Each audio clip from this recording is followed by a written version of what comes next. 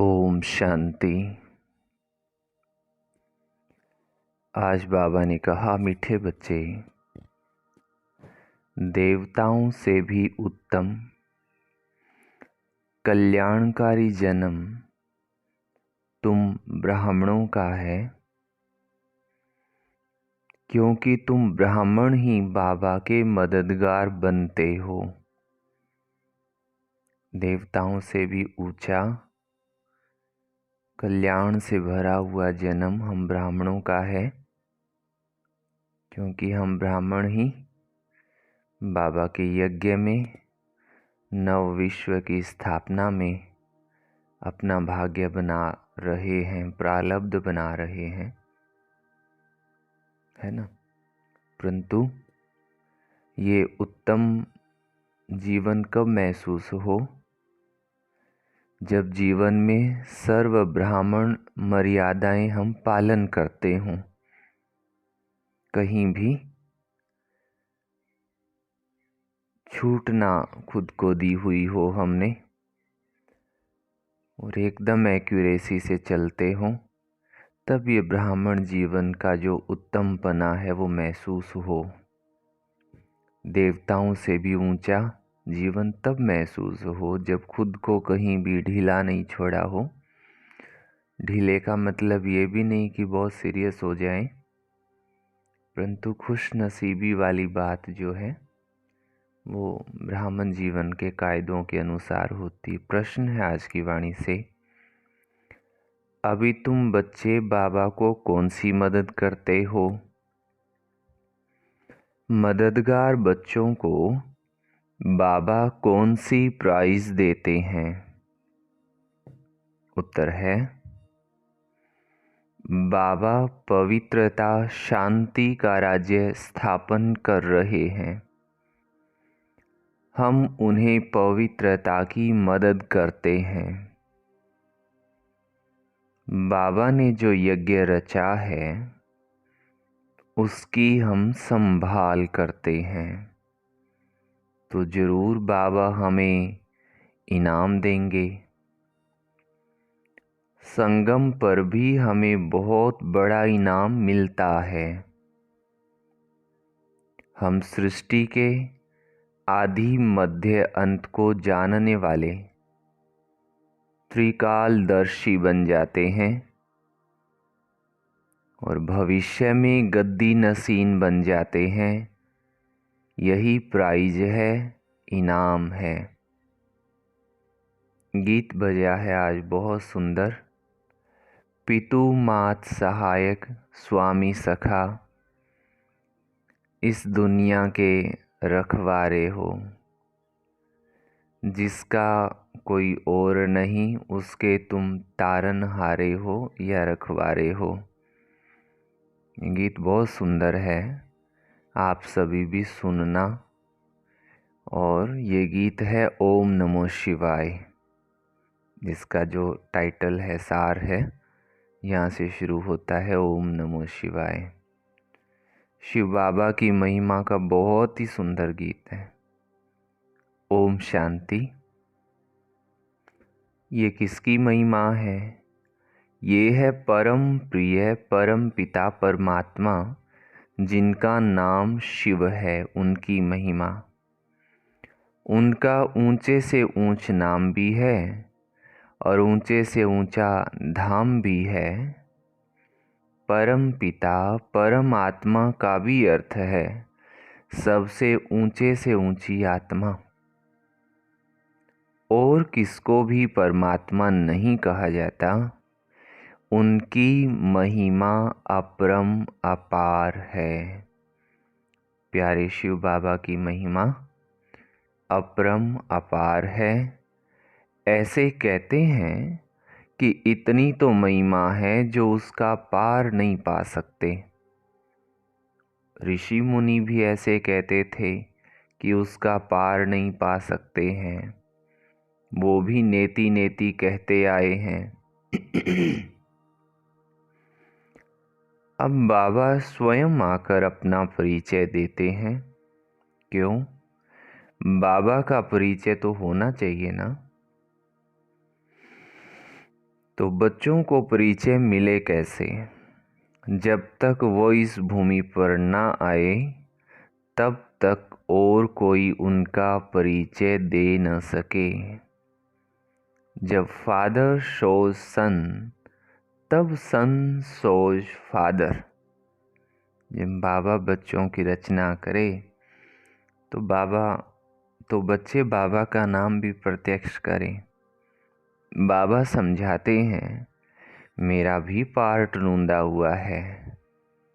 कोई मोक्ष में परमात्मा स्वयं नहीं बैठे रहते, उनका भी पार्ट नूंदा हुआ है।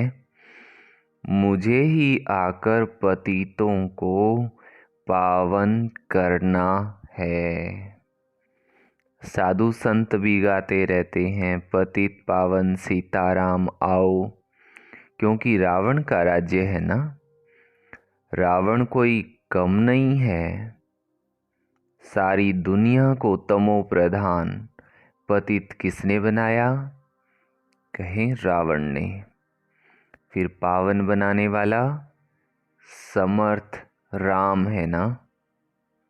आधा कल्प राम राज्य है तो आधा कल्प रावण का भी राज्य चलता है। रावण क्या है ये कोई नहीं जानते हैं। वर्ष वर्ष जलाते रहते हैं तो भी रावण का राज्य चलता रहता है। जलता थोड़े ही है, चलता है ना। रावण खत्म नहीं होता है, बुराइयां तो और ही फैलती जाती है। मनुष्य कहते हैं परमात्मा समर्थ है तो रावण को राज्य करने क्यों देते हैं? बुराइयां मिटा क्यों नहीं देते? मनुष्य ऐसे प्रश्न पूछते हैं। तो बाबा कहते हैं, बाबा समझाते हैं ये नाटक है हार जीत का, नर्क और स्वर्ग का। भारत पर ही सारा खेल बना हुआ है। यही बना बनाया ड्रामा है। ऐसे नहीं परम पिता सर्वशक्तिमान है तो खेल पूरा होने के पहले ही आएंगे या आधे में खेल को बंद कर सकता है। बाबा कहते हैं जब सारी दुनिया पतित हो जाती है तब मैं आता हूँ, इसलिए शिवरात्रि भी मनाते हैं। शिवाय नमः भी कहते हैं। ब्रह्मा विष्णु शंकर को फिर भी देवता नमः कहेंगे, शिव को परमात्मा नमः कहेंगे। शिव क्या ऐसा ही है जैसा बबुलनाथ में अथवा सोमनाथ के मंदिर में है? क्या परम पिता परमात्मा का इतना बड़ा रूप है? वह आत्मा का छोटा और बाबा का बड़ा रूप है। प्रश्न तो आएगा ना बुद्धि में। जैसे यहाँ छोटे को बच्चा, बड़े को पिता कहा जाता है, वैसे परम पिता परमात्मा अन्य आत्माओं से बड़े हैं और हम आत्माएं छोटी हैं। बाबा के ऐसा नहीं है। बाबा समझाते हैं बच्चे मेरी महिमा गाते हो, कहते हो परमात्मा की महिमा अपरम अपार है। मनुष्य सृष्टि का बीज है तो पिता को बीज कहेंगे ना, वो रचयिता है। बाकी जो इतने वेद, उपनिषद, गीता, यज्ञ, तप, दान, पुण्य, ये सब है भक्ति की सामग्री। इनका भी अपना टाइम है। आधा कल्प भक्ति का, आधा कल्प ज्ञान का। भक्ति है ब्रह्मा की रात, ज्ञान है ब्रह्मा का दिन। ये शिव बाबा तुमको समझाते हैं, इनको अपना तन तो है नहीं। शिव बाबा को अपना तन तो है नहीं। कहते हैं मैं तुमको फिर से राजयोग सिखलाता हूँ राज्य भाग्य दिलाने के लिए। अब ब्रह्मा की रात पूरी होती है, वही धर्म ग्लानि का समय आ पहुँचा है। सबसे जास्ती ग्लानि किसकी करते हैं? परम पिता परमात्मा शिव की।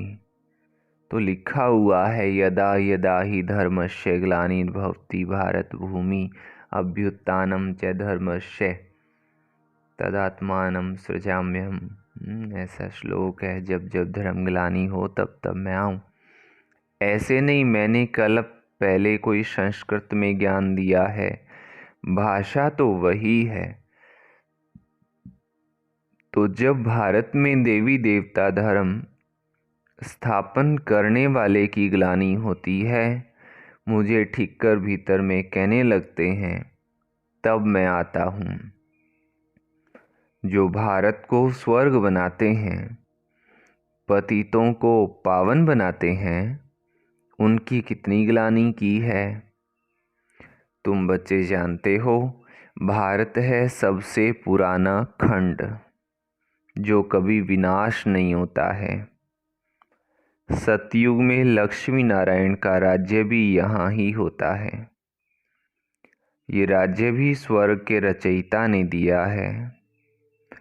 अब तो वही भारत पतित है, तब फिर मैं आता हूँ।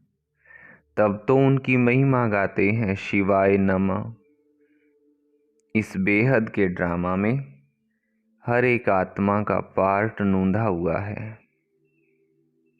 जो रिपीट होता है। जिससे ही कोई टुकड़ा जो रिपीट होता है, जिससे ही कोई टुकड़ा निकाल हद का ड्रामा बनाते हैं। अभी हम ब्राह्मण हैं, फिर देवता बनेंगे। क्या बनेंगे हम? देवता। और अभी क्या है? ब्राह्मण। और पहले क्या थे? शूद्र। तो ये पूरा स्व चेकिंग की बात है। अगर खुद को ब्राह्मण कहते हैं तो मेरे में ब्राह्मण वाली सारी मर्यादाएं, सारे गुण विशेषताएं मेरे में हैं।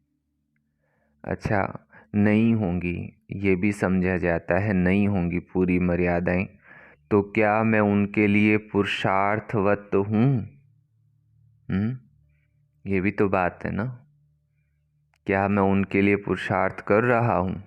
कर रहा हूँ तो समझो अच्छा है, जीवन ऊंचाइयों की तरफ जा रहा है। परंतु बस मुरली सुन ली, बाबा को याद किया तो ठीक, ना किया तो ठीक, तो फिर वो प्राप्ति की बात नहीं है। फिर तो शूद्र के शूद्र रह जाते हैं।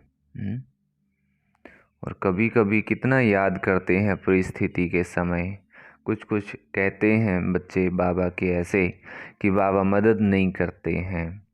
मदद तो शिव बाबा सभी की करते हैं, परंतु आप भी तो देखिए ना, बाबा भी एक उलाहना देते हैं कि बच्चे मुझे याद नहीं करते हैं। कैसे? प्यार से। और परिस्थिति में प्यार से याद नहीं आता है, परिस्थिति में तो दबाव से याद आता है। प्यार से याद करना है तो नॉर्मल दिनों में किया जाए, रूटीन में हम प्यार से याद कर सकते हैं बाबा को।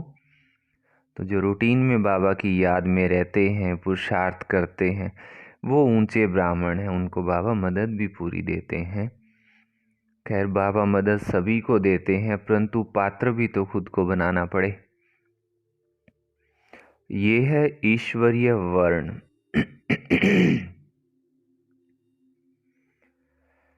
ये है तुम्हारा 84वें जन्म का भी अंत।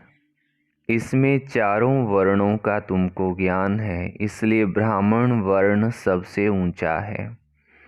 परंतु महिमा व पूजा देवताओं की होती है। ब्रह्मा का मंदिर भी है, परंतु कोई को पता नहीं है कि इसमें परमात्मा आकर भारत को स्वर्ग बनाते हैं। जब स्थापना हो रही है तो विनाश भी चाहिए, इसलिए कहते हैं कि रुद्र ज्ञान यज्ञ से विनाश ज्वाला निकली है। अब वही बाबा बच्चों को समझा रहे हैं, मीठे बच्चे, अब ये तुम्हारा अंतिम जन्म है। मैं तुमको फिर से स्वर्ग का वर्षा देने आया हूँ। तुम्हारा हक है, परंतु जो मेरी श्रीमत पर चलेंगे उनको मैं स्वर्ग का इनाम दूंगा। उन्हें भी पीस प्राइज आदि मिलती है, परंतु बाबा तो तुम सबको स्वर्ग का इनाम देते हैं। कहते हैं मैं नहीं लूँगा, मैं तुम्हारे द्वारा स्थापना कराता हूँ तो तुमको ही दूंगा। तुम हो शिव बाबा के पोत्रे और ब्रह्मा बाबा के बच्चे।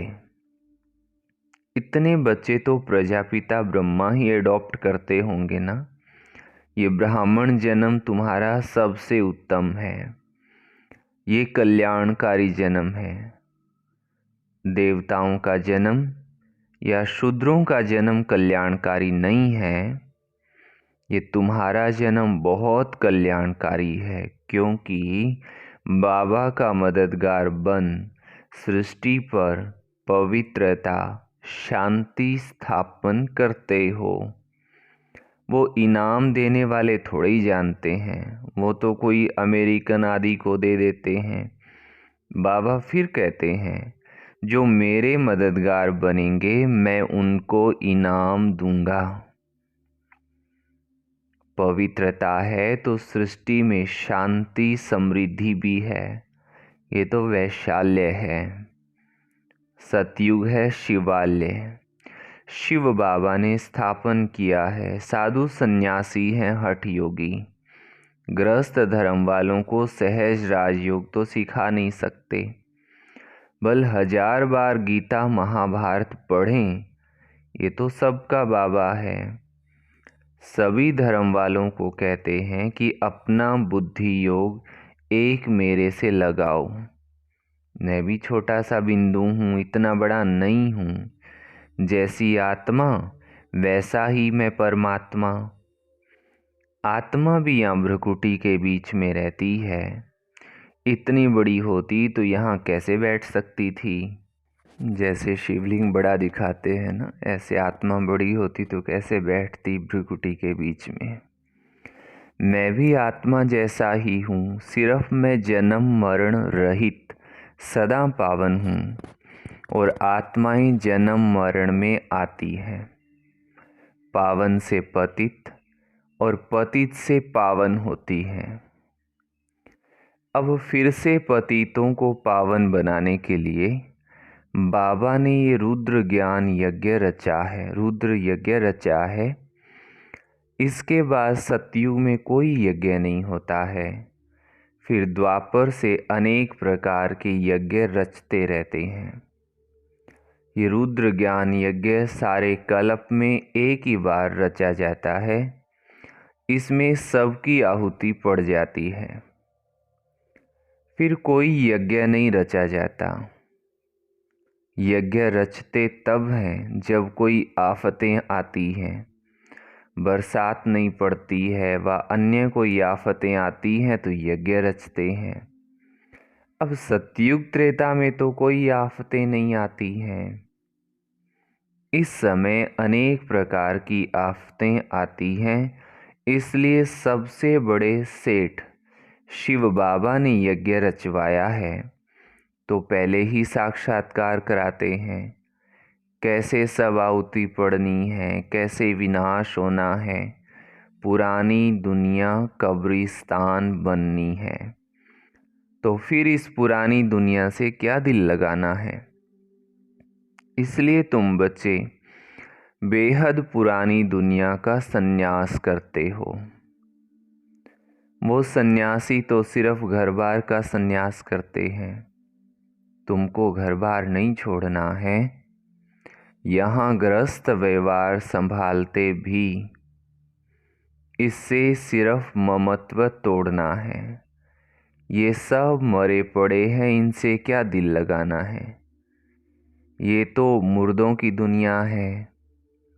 इसलिए कहते हैं परिस्तान को याद करो, कब्रिस्तान को क्यों याद करते हो। बाबा भी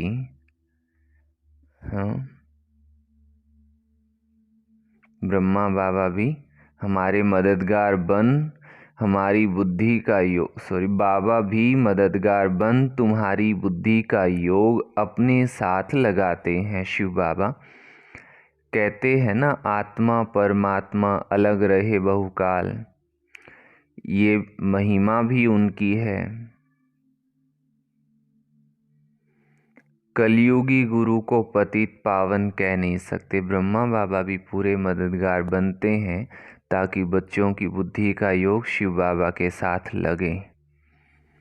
वो सदगति, कलयुगी गुरु सदगति तो कर नहीं सकते। हाँ, शास्त्र सुनाते हैं, क्रियाक्रम कराते हैं। शिव बाबा का कोई टीचर गुरु नहीं है। बाबा तो कहते हैं, मैं तो तुमको स्वर्ग का वर्षा देने आया हूँ, फिर सूर्यवंशी बनो चाहे चंद्रवंशी बनो। वो कैसे बनाते हैं? लड़ाई से बनाते हैं क्या राजा? नहीं। ना लक्ष्मी नारायण ने राज्य लिया लड़ाई से, ना राम सीता ने लड़ाई से राज्य लिया। इन्होंने इस समय माया से लड़ाई की है। तुम गुप्त योद्धा हो, इसलिए तुम शक्ति सेना को कोई जानता नहीं है। तुम योग बल से सारे विश्व के मालिक बनते हो। तुमने ही विश्व का राज्य गंवाया है, फिर तुम ही पा रहे हो। तुमको इनाम देने वाला शिव बाबा है। अब जो बाबा के मददगार बनेंगे उनको ही आधा कल्प के लिए शांति समृद्धि का इनाम मिलेगा। बाबा मददगार उन्हें कहते हैं जो अशरीरी होकर बाबा को याद करते हैं। ब्राह्मण बच्चे तो सभी हैं बाबा के देखने में, परंतु ये अंदरूनी पुरुषार्थ की बात बाबा फिर से हमें समझाते कि जो अशरीरी बन बाबा को याद करते हैं, स्वदर्शन चक्र फिराते हैं। ये पॉइंट नोट करने वाली है। जो स्वदर्शन चक्र फिराते हैं, शांति धाम, मीठे घर को और मीठी राजधानी को याद कर पवित्र बनते हैं। 3 बातें हो गई ना। अशरीरी होकर बाबा को याद करना, और दूसरा स्वदर्शन चक्र फिराना, और तीसरा शांति धाम, मीठे घर को और मीठी राजधानी स्वर्ग को याद करना। कितना सहज है। हम आत्मा भी स्टार है, हमारा बाबा परमात्मा भी स्टार है। वो इतना कोई बड़ा नहीं है, परंतु स्टार की पूजा कैसे हो, इसलिए पूजा के लिए इतना बड़ा बना दिया है। पूजा तो पहले बाबा की ही होती है, पीछे दूसरों की होती है।